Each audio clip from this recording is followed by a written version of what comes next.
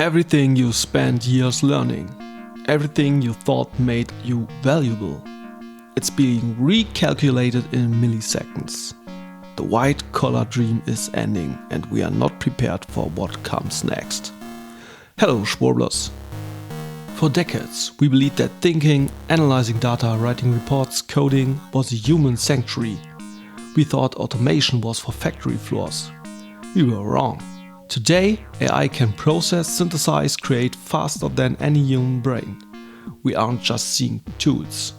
We are seeing the systematic devaluation of the skills that once defined the middle class.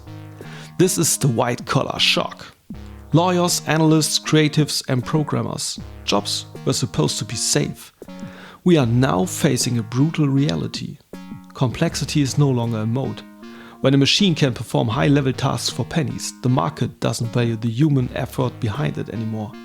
The value is shifting from the worker to the owner of the machine. We are trapped into a race to the bottom.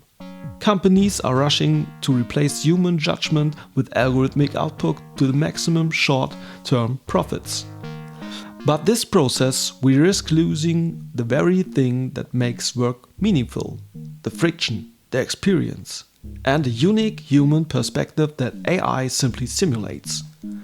We have to stop asking how can I do my job faster and start asking what is left of me to do that's unequally human. If we don't redefine our value beyond just processing information, we are left with a world of empty efficiency and vanishing purpose. The future isn't about competing with the machines. It's about deciding what we refuse to let the machine take. What do you think?